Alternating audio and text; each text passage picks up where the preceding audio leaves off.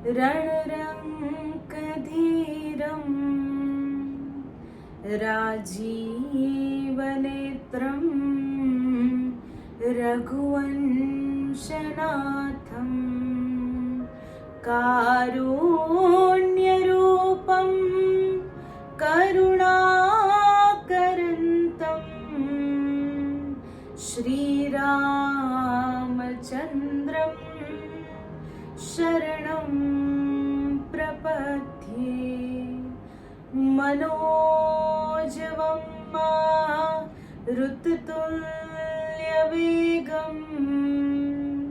जितेन्द्रियं बुद्धिमतां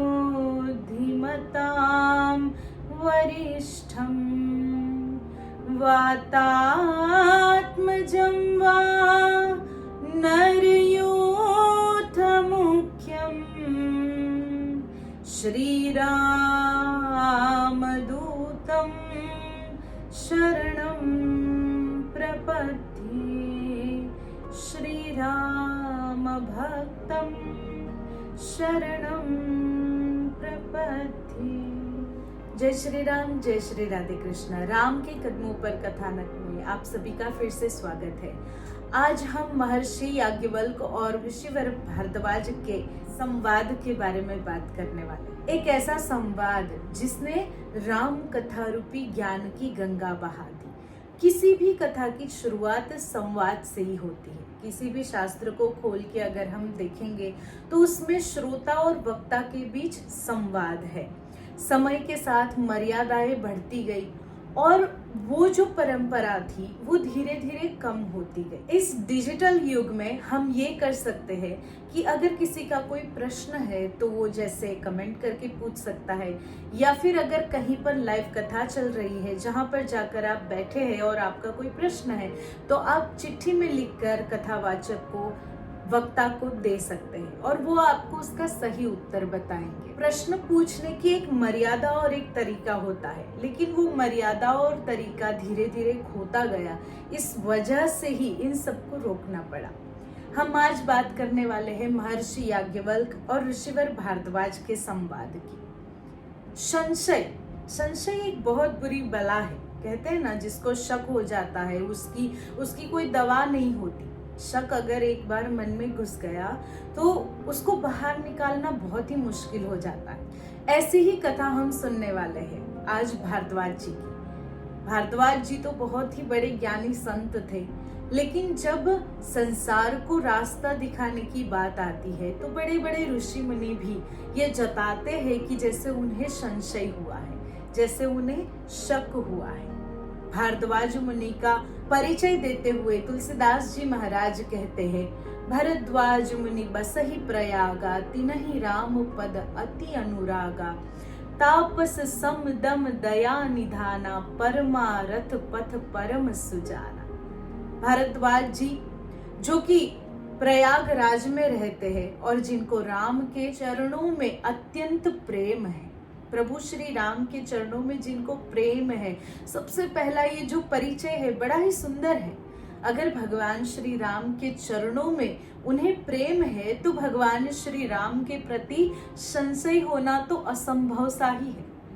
लेकिन क्योंकि इस संसार को राम का परिचय देना बहुत ही जरूरी था, इसलिए भरद्वाज जी ने भी ऐसा जताया कि उन्हें संशय हुआ है। संशय की कोई दवा नहीं होती, लेकिन जब हमारे जीवन में गुरु होते हैं, अगर हमारे जीवन में ज्ञानी महापुरुष होते हैं, तो जब हमें संशय होता है हम उनको जाकर के प्रार्थना कर सकते हैं कि हमारे संशय को दूर कीजिए।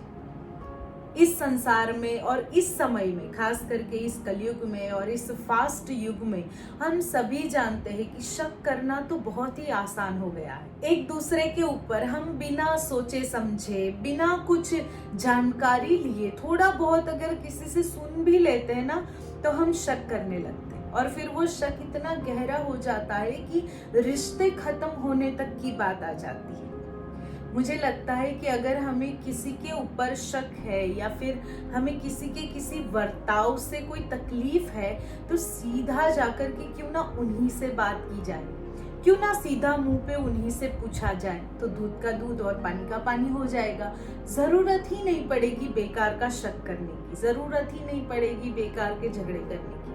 जाओ उनसे बात करो। हाँ, इसके लिए बहुत हिम्मत चाहिए, क्योंकि मन ही मन में शक कर लेना, मन ही मन में जजमेंट लगा लेना कि ऐसा ही होगा, बड़ा आसान होता है। कुछ लोगों को लगता है कि हर जगह पे उनका जजमेंट कभी गलत हो ही नहीं सकता, इसलिए वो दूसरों के लिए गलत धारणाएं बांध लेते हैं और उस धारणाओं के साथ वो जी लेते हैं। और उस वजह से जो लोग उनसे प्रेम करते हैं वो लोग उनसे दूर हो जाते हैं। बहुत ही संभल कर, क्योंकि ये जो शक है वो ना चूहे की तरह होता है। वो धीरे धीरे करके हमारे मन को ऐसे कतर लेता है कि हमारा मन उस शक से भर जाता है। और जितना हो सके इस शक नाम की बला से दूर रहना बड़ा जरूरी होता है। यहाँ बात की है तापस सम दम दया निधाना, परमारथ पथ परम सुजाना। तपस्वी के रूप में दया निधान भरद्वाज जी रहते हैं, परमार्थ के कार्य करते हैं। माघ मकर गत रवि जब होई, तीरथ पति ही आव सब कोई। महा महीने में, माघ मास में सभी लोग प्रयागराज में स्नान करने के लिए जाते हैं। भरद्वाज जी के आश्रम में ऋषि मुनि रुकते हैं, सुबह जल्दी उठ करके प्रयागराज में स्नान करते हैं, संपूर्ण दिवस सत्संग भजन में बिताते हैं, रात्रि को भोजन वगैरह कर फिर से सत्संग कर और सभी आराम करते हैं। इसी प्रकार से हर साल माघ मास में सभी संत महापुरुष भरद्वाज जी के आश्रम जाते हैं। भरद्वाज जी अत्यंत प्रेम सहित सभी संतों की सेवा करते हैं, सभी संतों के साथ सत्संग करते हैं, राम नाम गुणगान करते हैं, राम के चरणों के प्रेमी राम का सत्संग करते। यही प्रकार भरी माघ नहाही, पुनि सब निज निज आश्रम जाए।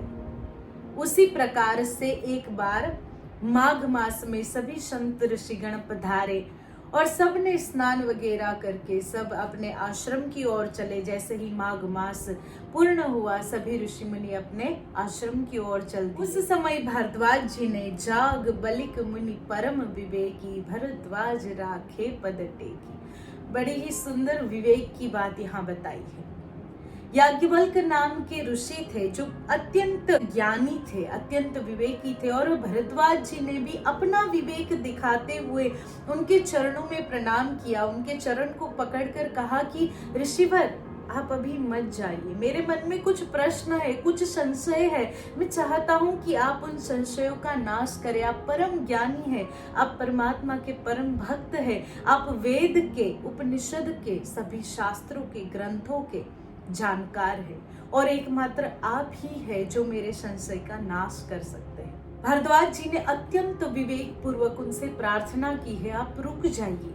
हमेशा अगर हम चाहते हैं कि हमारे घर कोई संत महापुरुष ज्ञानी हमारे गुरु आए हुए हैं, विवेक किसे कहते हैं, या फिर हमारे कोई सगे संबंधी आए हैं, तो प्रेम पूर्वक हम उन्हें कैसे रोके। ये सारी छोटी छोटी बातें हमारे शास्त्रों में बताई गई है, ये सारी छोटी छोटी बातें हमारे ग्रंथों में बताई गई है। व्यवहार कैसे करना है, विवेक कैसे दिखाना है, किसके प्रति कैसा विवेक दिखाना है, हर जगह पे रामचरितमानस में जब हम आगे भी चर्चा करेंगे तब हम देखेंगे यहाँ पर भरद्वाज जी ने अपने गुरु समान याज्ञवल्क्य जी के प्रति विवेक दिखाया है। आगे हम देखेंगे कि महाराज जनक भगवान श्री राम के प्रति विवेक दिखाते हैं, भगवान श्री राम अपने भ्राता भरत के प्रति, भगवान श्री राम अपने ससुर जनक जी के प्रति। हम सब जानते हैं कि हर एक संबंध को उसकी मर्यादा की तरह ही निभाना चाहिए, और रामचरितमानस में इसका अत्यंत सुंदर वर्णन किया गया है। यहाँ पर भरद्वाज जी अपने गुरु समान परम ज्ञानी याज्ञवल्क्य जी को रोक रहे हैं अपने मन के संशय को दूर करने के लिए। अरे इतने बड़े ज्ञानी है, हर माघ मास में इतने सारे ऋषि मुनि उनके आश्रम में रहते हैं, स्नान करते हैं, राम नाम गुणगान करते हैं, सत्संग करते हैं, फिर भी संशय कैसे हुआ है जगत कल्याण के लिए। भरद्वाज जी ने कहा मुझे संशय हुआ है, और हमें ये समझना है यहाँ कि भरद्वाज जैसे ऋषि को अगर संशय हो सकता है, हमें ये समझना है यहाँ कि पार्वती जी जैसे स्वयं भगवती के अवतार को अगर संशय हो सकता है, तो हम तो सामान्य मनुष्य है। अगर हमें हमारे परमात्मा के प्रति, हमारे धर्म के प्रति, हमारे अध्यात्म के प्रति किसी भी प्रकार का संशय होता है, तो बस एक विनंती है कि धारणा मत बांध लीजिए कि ऐसा ही है। नहीं, किसी ज्ञानी महापुरुष, किसी गुरुजन जिस पर हमें विश्वास है, सबसे बड़ा जो काम होता है वो है श्रद्धा और विश्वास का। किसी के पास हम गए, प्रश्न पूछ लिया कि भाई ये संशय है, ये तकलीफ है, उस प्रश्न का जवाब भी चलो सुन लिया, लेकिन उस जवाब पर श्रद्धा नहीं है, उस जवाब पर विश्वास नहीं है, तो फिर वो काम नहीं करेगा, किसी भी प्रकार से काम नहीं करेगा। जैसे बच्चा जब जन्म लेता है तो बच्चे को नहीं पता है कि ये मेरे माता पिता है, लेकिन माता पिता उससे विश्वास दिलाते हैं कि तुम हमारे बेटे हो या बेटी हो और हम तुम्हारे माता पिता हैं। बच्चा इस बात पर विश्वास करता है, श्रद्धा रखता है, तब जाके वो संबंध इतना मजबूत होता है।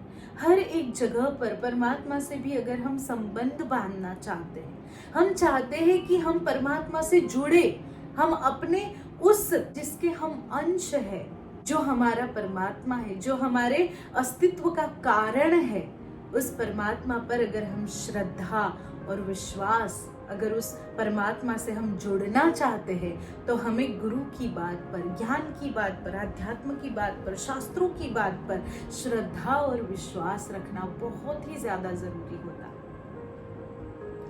भरद्वाज मुनि याज्ञवल्क्य जी को आसन पर बिठाते हैं, चरण पखालते हैं, उनके चरणों में बैठकर हाथ जोड़कर पूछते हैं, विवेक देखिए, अगर हमें अपने प्रश्न का उत्तर चाहिए, अगर हम सच में कुछ जानना चाहते हैं, चाहे हम अपने माता पिता से, अपने गुरुजन से, तो एक तो श्रद्धा और विश्वास के साथ साथ समर्पण होना भी बहुत जरूरी होता है। जैसे एक राजा था, अब राजा ने सुन लिया कि श्रीमद् भागवत सुनने से मोक्ष मिलता है, तो महाराज ऐसे ब्राह्मण को ढूंढने लगे जो उन्हें श्रीमद् भागवत के द्वारा मोक्ष दिलाएगा। एक गरीब ब्राह्मण थे, उन्हें बहुत ही जरूरत थी कुछ रुपयों की, उन्हें बहुत ही जरूरत थी कुछ अनाज की।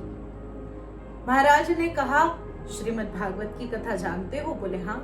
श्रीमद् भागवत से मोक्ष मिलता है, ये बात सच है? बोले हाँ। ठीक है, मैं तुम्हें बहुत धन दूंगा, मैं तुम्हें बहुत अनाज दूंगा, तुम्हें जो चाहिए वो सब कुछ मिलेगा, पर तुम्हें 7 दिन में मुझे मोक्ष दिलाना होगा।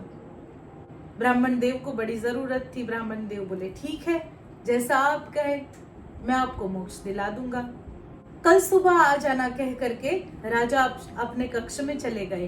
ब्राह्मण देव अपने घर आ गए। दूसरे दिन सुबह गए, जैसे ही गए सामने राजा ने नीचे आसन दिया और महाराज बैठे हैं राज सिंहासन पर। कहने लगे चलो कथा शुरू करो। अब ब्राह्मण बेचारा वो क्या करे, उन्होंने तो भगवान का नाम स्मरण किया, कथा शुरू करी। 1 दिन, 2 दिन, 3 दिन, 4 दिन, 5 दिन और 6 दिन, फिर आया 7वां दिन। 6ठे दिन की कथा जैसे ही पूरी हुई, राजा ने कहा ब्राह्मण देव कल आखिरी दिन है, अगर मेरा मोक्ष नहीं हुआ तो आपका मोक्ष होना तो निश्चित है। ब्राह्मण देव घर गए, बड़े चिंतित हैं, अब क्या करें, क्योंकि अगर महाराज का मोक्ष नहीं हुआ तो खुद का मोक्ष हो जाएगा, अगर नहीं गए कथा सुनाने तो पाप में तो पड़ेंगे और साथ साथ में मोक्ष भी होगा खुद का और परिवार का भी। तो बड़े चिंता में है ब्राह्मण देव। उनकी पुत्री ने पूछा कि पिताजी बताइए तो ऐसी क्या बात है जो आपको खाई जा रही है? बेटी हमेशा पिता का दर्द जान जाती है। ब्राह्मण देव ने कहा कि बेटा मैंने महाराज को बोल दिया था कि मैं आपको मोक्ष दिलाऊंगा, अब ये दुविधान पड़ी है कि अगर कल महाराज को मोक्ष नहीं मिला तो वो मुझे तो मोक्ष दे ही देंगे। बेटी एक संत को जानती थी जो बड़े तपस्वी थे, ज्ञानी थे। उन्होंने कहा ठीक है चलिए आप मेरे साथ। महात्मा जी की कुटिया में ले गई, महात्मा जी को प्रणाम किया, पूरी बात, पूरी घटना ब्राह्मण देव ने महाराज को बताई। महाराज ने कहा ठीक है ऐसा कीजिए, जैसे ही कल मोक्ष की बात आती है आप कहिएगा कि मैं पहले अपने गुरु से आपको मिलवाना चाहता हूँ, फिर आपका मोक्ष होगा। उनकी आज्ञा सराखों पर रखकर ब्राह्मण देव चल दिए। दूसरे दिन कथा में गए। महाराज ने सबसे पहले पूछा, आज मेरा मोक्ष हो जाएगा ना? ब्राह्मण देव ने कहा, मोक्ष तो हो जाएगा, लेकिन उससे पहले आपको मेरे गुरु से मिलना होगा। जरूर मिलेंगे, मोक्ष के लिए तो कुछ भी करेंगे। ब्राह्मण देव ने महाराज को आमंत्रित किया, संत को आमंत्रित किया। वो आए।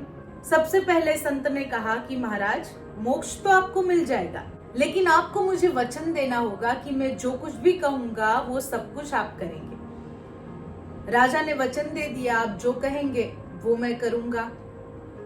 महाराज ने कहा, सबसे पहले तो सिंहासन से नीचे उतरिए।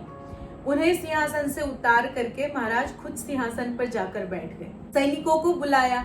सामने 2 खंबे हैं, दोनों खंबे पर, एक पर राजा को बंधवाया, एक पर ब्राह्मण को बंधवाया। उन्हें कहा कि अब आप दोनों एक दूसरे को छुड़ाओ। दोनों सोच में है, कैसे छुड़ाए एक दूसरे को, दोनों ही बंधे हुए हैं। संत ने कहा, महाराज आप बंधे हुए हैं अपने अहंकार से, और ब्राह्मण देव आप बंधे हुए हैं अपनी लालसा से। आप कैसे एक दूसरे को छुड़ा सकते हैं? आप कैसे मोक्ष दिला सकते हैं? और आप कैसे मोक्ष पा सकते हैं? अगर आपको मोक्ष पाना है, मोक्ष पाना यानी कि छूट जाना, बंधनों से छूट जाना। अगर आपको छूट जाना है तो आपको किसी ऐसे के पास जाना चाहिए जो पहले से छुटा हुआ है। अगर वो भी बंधा हुआ है तो वो आपको कैसे छुड़ाएगा? राजा को ये बात समझ में आई। संत के चरणों में बैठकर क्षमा प्रार्थना की और फिर विधिवत श्रीमद् भागवत सुनने का संकल्प किया। कहने का भावार्थ ये है कि किसी भी चीज से अगर हम मोक्ष पाना चाहते हैं, चाहे वो हमारा क्रोध हो, चाहे वो अभिमान हो, चाहे वो संशय ही क्यों ना हो, तो ऐसे व्यक्ति के पास जाना चाहिए, ऐसे व्यक्ति की सलाह लेनी चाहिए जो ऑलरेडी उन सब से छूट चुका है, उन सब से दूर है। जो संशय से दूर है वही संशय का नाश कर सकता है। जो खुद शक्की है, जो खुद संशयी है, वो संशय का नाश नहीं कर सकता। भरद्वाज जी याज्ञवल्क्य जी के चरणों में गए, प्रणाम करके प्रश्न पूछा कि बहुत दिन से एक प्रश्न मुझे खाए जा रहा है, आप मुझे उसका उत्तर दीजिए। एक राम अवधेश कुमारा, तिनकर चरित विदित संसारा। क्या कहा?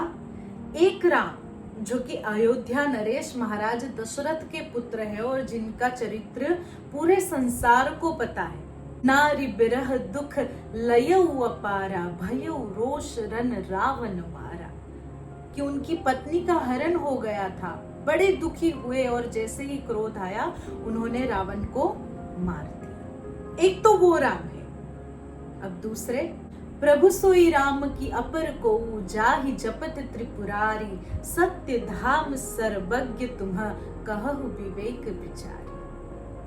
मुझे कृपा करके आप ये बताइए कि ये राम जो अयोध्या नरेश महाराज दशरथ के पुत्र है, वो राम और वो राम जिनका ध्यान भगवान शंकर करते हैं, वो दोनों एक है या अलग है?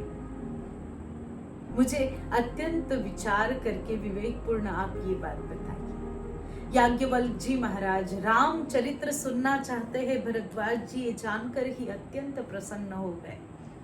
उन्होंने कहा कि राम भगत तुम मन क्रम बानी, चतुराई तुम्हारी मैं जानी। याज्ञवल्क्य जी ने कहा कि आप मन वचन कर्म से भगवान श्री राम के भक्त हैं और आप उनकी कथा सुनना चाहते हैं, इसलिए आप चतुरता पूर्वक मुझसे ये पूछ रहे हैं कि ये दोनों राम एक है या अलग है। इसलिए आप चतुरता पूर्वक ऐसा जता रहे हैं कि आप संशय कर रहे हैं। महानता तो देखिए, विवेक तो देखिए।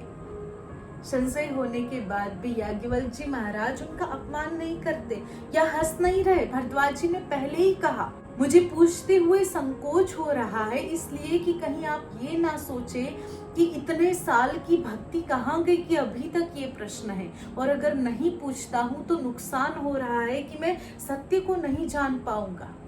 और ज्ञानी लोग कहते हैं, संत कहे यस नीति प्रभु, श्रुति पुराण मुनि गाव, होई न विमल विवेक उर, गुरु सन किए दुराव।